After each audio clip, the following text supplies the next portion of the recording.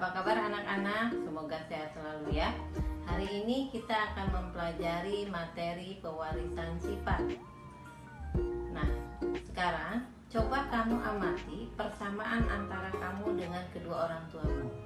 Adakah persamaannya?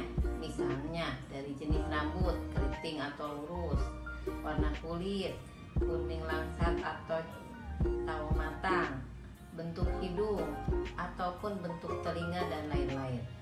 Hal ini terjadi karena semua itu tersusun dalam gen. Yang dimaksud dengan gen adalah pembawa sifat keturunan.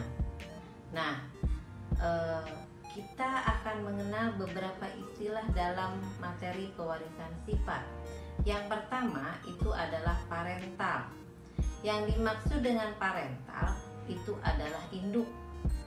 Misalnya individu jantan kawin dengan individu betina, yang itu disebut dengan induk.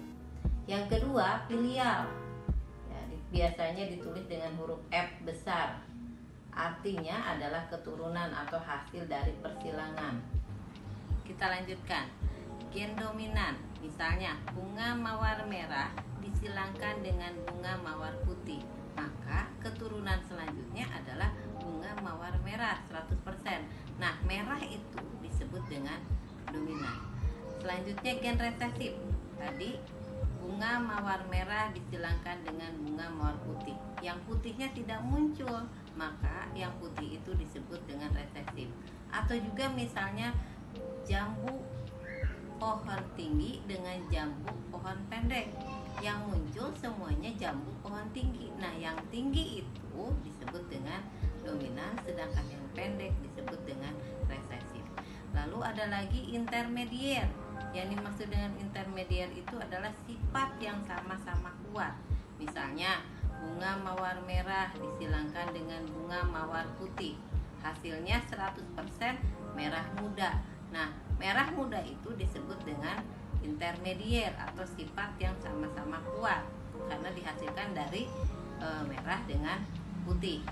Lalu misalnya lagi pada hewan, marmut warna hitam disilangkan dengan marmut warna putih, hasilnya 100% abu-abu. Maka marmut abu-abu itu adalah intermedier. Selanjutnya ada lagi istilah alel. Yang dimaksud dengan alel itu adalah anggota dari sepasang gen yang homolog, yang sama. Misalnya mawar merah alelnya M besar, M besar. Ataupun juga maka M besar, M besar. Alelnya adalah M besar dan M kecil. Ataupun misalnya hitam, H besar, H besar. Maka alelnya adalah H besar dan H besar. Lalu selanjutnya fenotip. Yang dimaksud dengan fenotip itu adalah sifat yang tampak atau sifat yang terlihat. Misalnya warna merah, pohon tinggi, warna hitam, itu adalah sifat yang tampak. Selanjutnya genotip. Yang dimaksud dengan genotip adalah sifat yang tidak tampak.